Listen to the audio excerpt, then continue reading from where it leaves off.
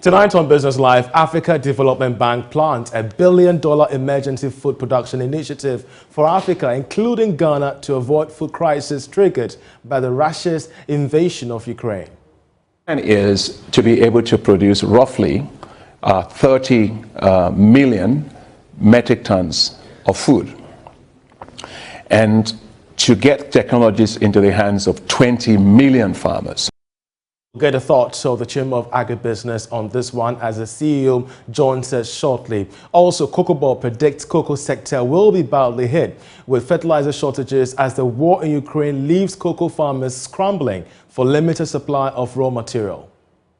The basic ingredients or elements needed in producing fertilizers and other chemicals are going to be difficult to come by.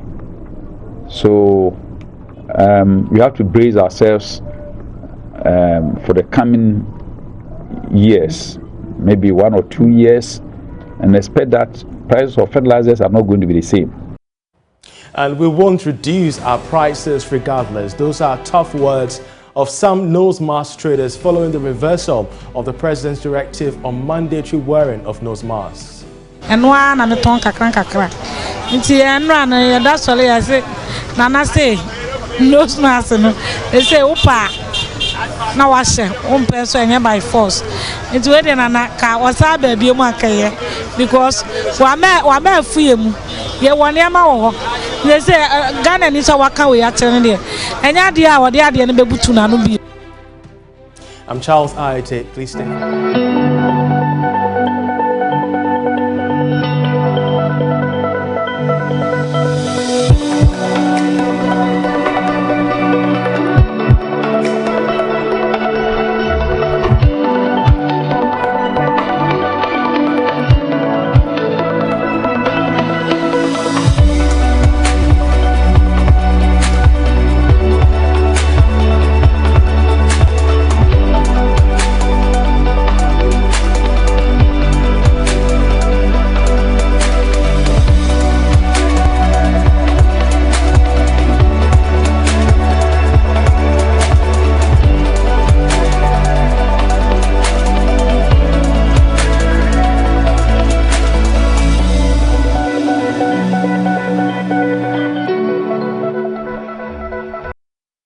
Tonight, the African Development Bank is planning a $1 billion emergency fund production initiative for Africa, including Ghana, to avoid any looming crisis when it comes to food triggered by Russia's invasion of Ukraine. Now, both Russia and Ukraine are leading producers of cereals and maize in the world. Speaking to Reuters, President of the AFDB, Dr. Akinwumi Adesina, said the injection of capital is necessary to avoid inflation going up in most African countries. The plan is to be able to produce roughly 30 million metric tons of food, and to get technologies into the hands of 20 million farmers. So you're looking at big scale with smallholder farmers. When COVID struck, we were not ready.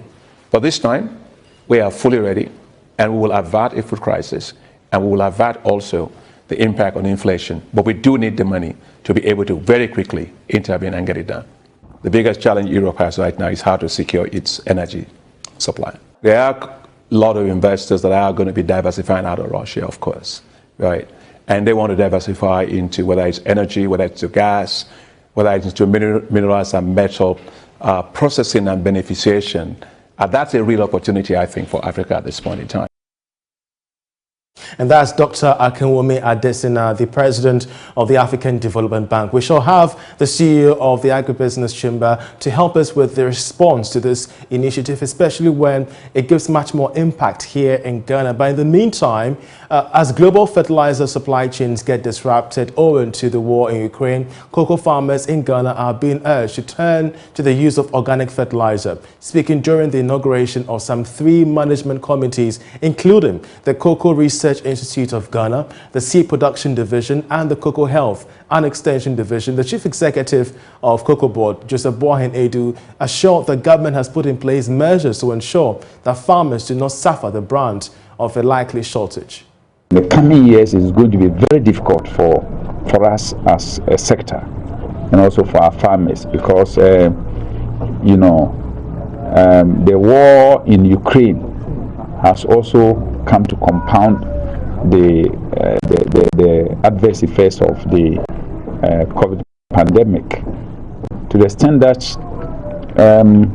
the basic ingredients or elements needed in producing fertilizers and other chemicals are going to be difficult to come by. So we have to brace ourselves for the coming years, maybe 1 or 2 years, and expect that prices of fertilizers are not going to be the same. You know, even getting the quantities, the fertilizers, the quantities, because essentially, you know, the very basic elements that are needed to produce the fertilizers will not be there because of the war.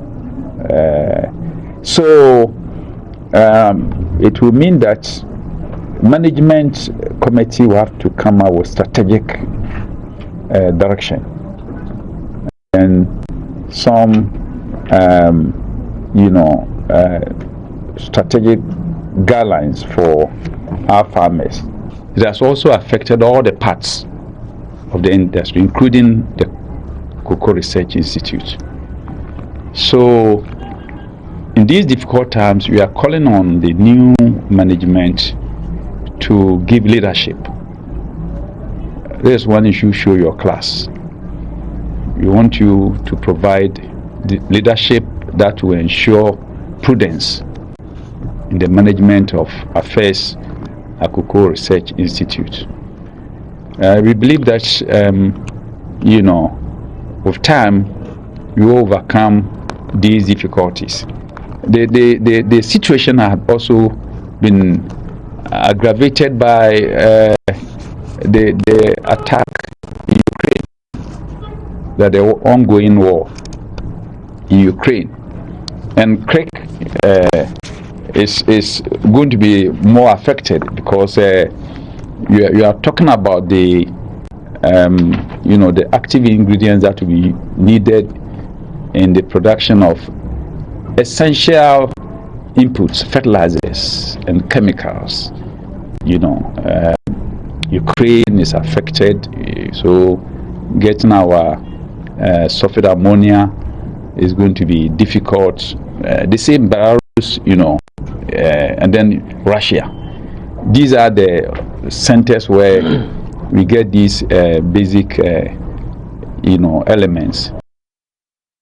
Well, Cocoa Board has meanwhile inaugurated a 3-member special committee, including the Cocoa Research Institute of Ghana, the Seed Production Division, and the Cocoa Health and Extension Division, all set up to facilitate the research and development of cocoa production and also investigate better ways by which Ghana can source its local fertilizer amid the Ukraine-Russia war that has seen a drastic shortage of the commodity.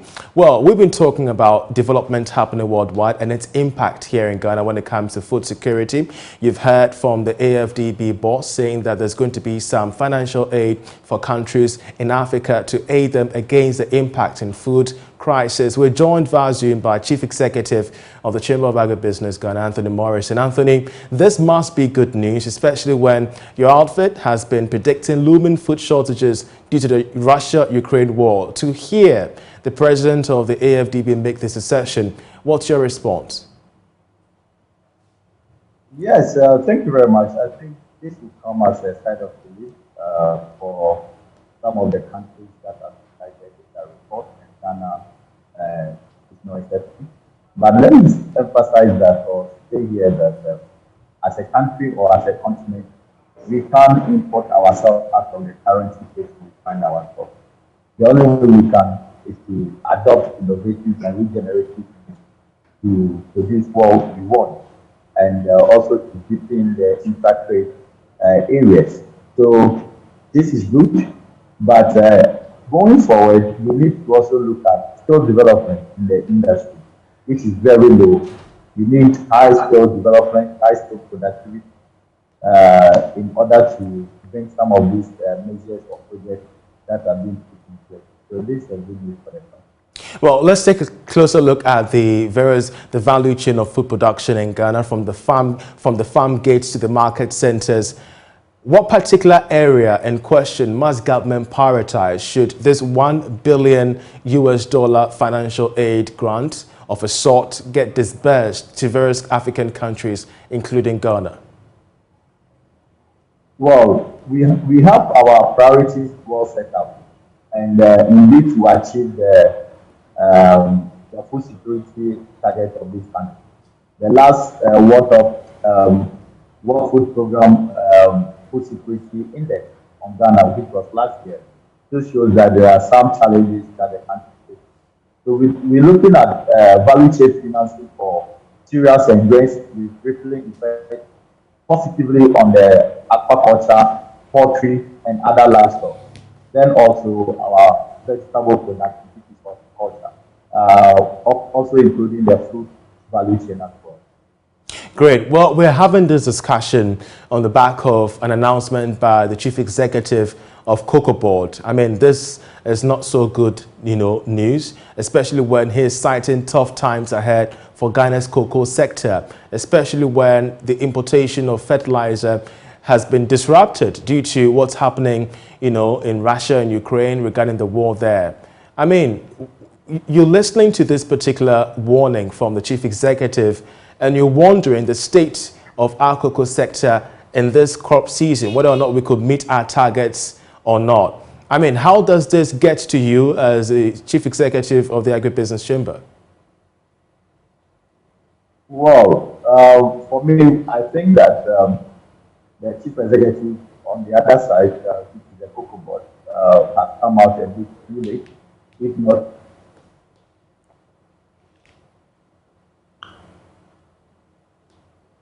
We at the private sector have always been ahead of government and other public institutions in monitoring various developments globally.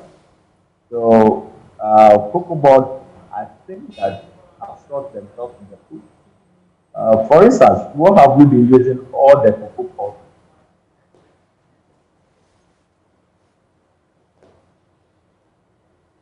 I'm afraid the connection is not that conducive there, but of course we catch a drift, we cut the import of a message. Anthony Morrison, grateful that you could join us. You're still watching Business Live. Away from that, we won't reduce our prices regardless. Those are tough words from some nose mask traders following the reversal of the president's directive on mandatory wearing of these masks. Now, the president announced that the wearing of nose masks was no longer mandatory. Well, we'll hear from the traders soon, but first, take a listen to excerpt of the president's speech. Wearing of face masks is no longer mandatory. I encourage all of you, though, to continue to maintain enhanced hand hygiene practices and avoid overcrowded gatherings. All in-person activities, such as those that take place in churches, mosques, conferences, workshops, private parties and events, cinemas and theaters, may resume at full capacity as long as the audience and all participants are fully vaccinated. Well, Joy Business has been interacting with some nose mask traders at the Kwame Nkrumah interchange who say the announcement will not force them to reduce the prices. And one and a ton kakra. It's and run, that's all I say. Nana say, nose mask, they say, Opa. Now I say, one person by force. It's waiting and I was a baby because wame free ye one yama they say Ghana needs a waka we are telling there. And yadia or the idea and bebutuna no be. Sasenko cannot once or senka on my bed to say 3 months, say 3 months time here. No smash no, ye in shape you. Nanka, ye. Na si de osikana twanse de amane to no e ko for me say e buy en to na e 5 for 1 CD they say e be ni 1 for 10 for 1 CD who say why busy pa seriously oh I don't mean slow because ye woni am agu ye beton so e na anye at same way na abenti ne beti no smart so sika me de kotoye no meji mi sika pepepe so what you say enye no to be russia to say na secondly crap no yare no smart it's not meant for COVID alone.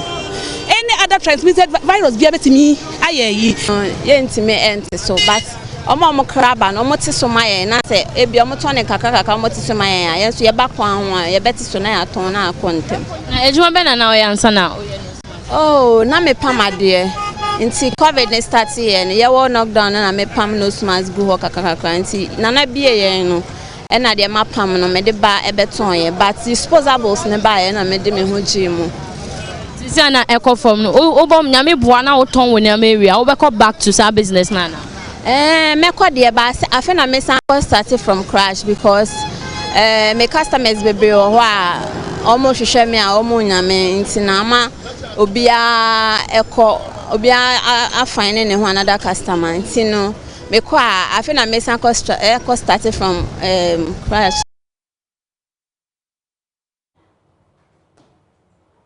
And those were views from the market centers over the reversal of the mandatory wearing of face masks. You're watching Business Live. Still to come in the bulletin. Government Treasury bill sale fall massively by 66.8% despite increase in the policy rate of the Bank of Ghana to 17% and the announcement of fiscal measures by the Finance Minister.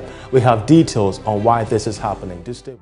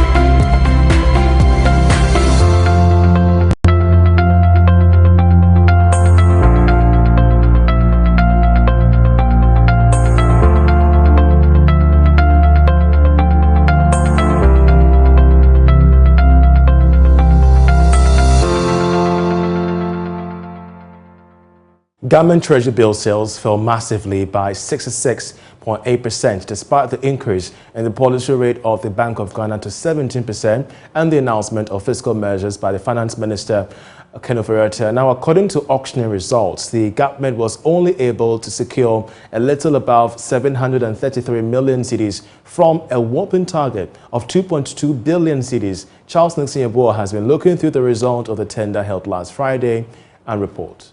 This is coming as a shock because of the expectations that the Treasury market will respond positively to the increase in the Bank of Ghana's base lending rate, same as the reaction to the foreign exchange market.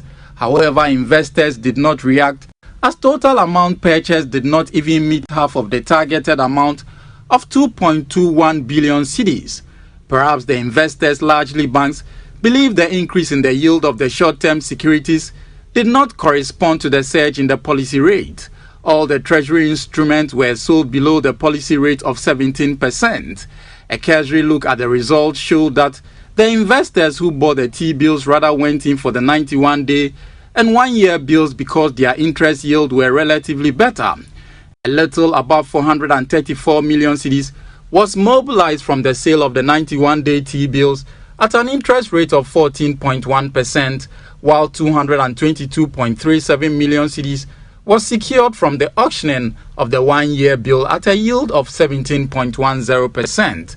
72.65 million cedis was, however, mobilized from the sale of the 182-day T-bills at an interest rate of 14.51%. Despite the decline in the sale of the T-bills, it is the hope that the situation will change when this week's auctioning is held on Friday. And we shall give you updates on the next performance come this Friday when the auction results will be released once again. But away from that, the Insurance Awareness Coordinators Group has launched a first-of-its-kind claim testimonial campaign which seeks to grow insurance adoption in Ghana by building trust and confidence of the insuring public in the claims processes in the country. We have more in this report. The event, dubbed the Insurance Pays Campaign, will run from March to July 2022 on TV, radio and digital. The testimonial campaign kicked off with a media launch at the National Insurance Commission's auditorium.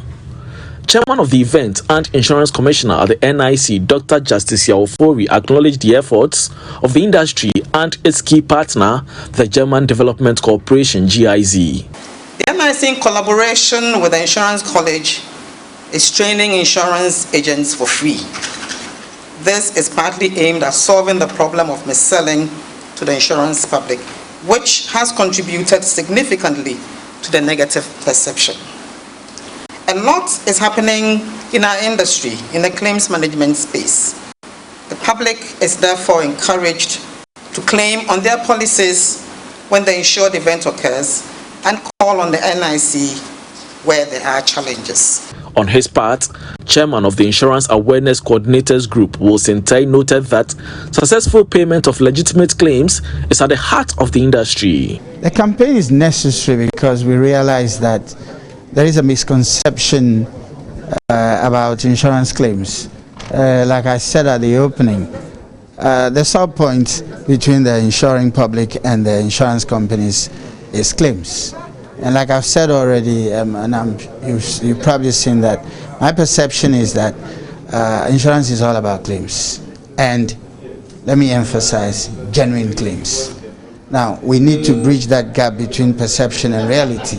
And so we are having this 3-month campaign to demonstrate to the public that, one, insurance claim is not difficult. Secondly, to also assure the public that if they have any issues, they have recourse through the Ghana Insurance Association Complaints Bureau. The Insurance Awareness Coordinators Group's Insurance Pays campaign will be run with the support of all relevant stakeholders, including the Ghana Insurers Association, National Insurance Commission, Insurance Brokers Association of Ghana, National Association of Ghana Insurance Agents, and the Chartered Insurance Institute of Ghana. Insurance pays. Notify. Submit.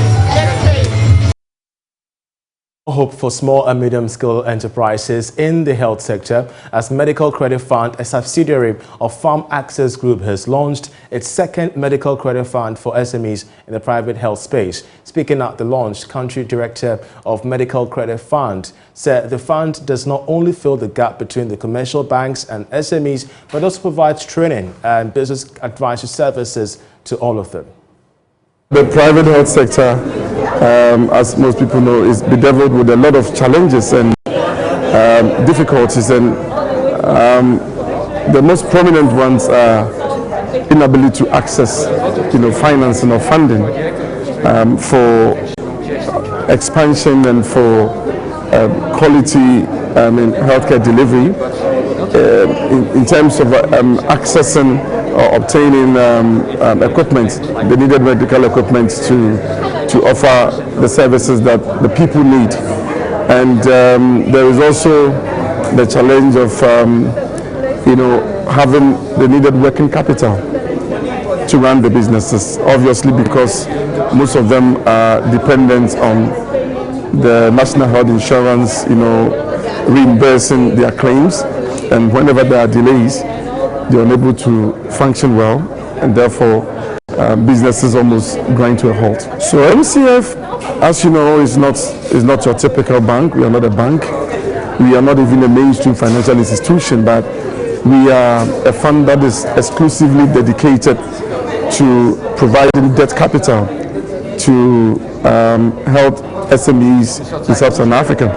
So MCF comes in to actually fill the gap that most financial institutions are not able to. Banks, for instance, may have difficulty granting loans to help businesses for varied reasons. You can talk about reputational risk. If a bank grants a loan and touch wood, the business is not able to pay, it is very difficult for a bank to go out there and say that they want to seize the property. So they would rather shy away from it. Again, banks always will take a collateral for the loan, and they don't really want to take what we call the hospital buildings as collateral, because how can you sell a hospital building?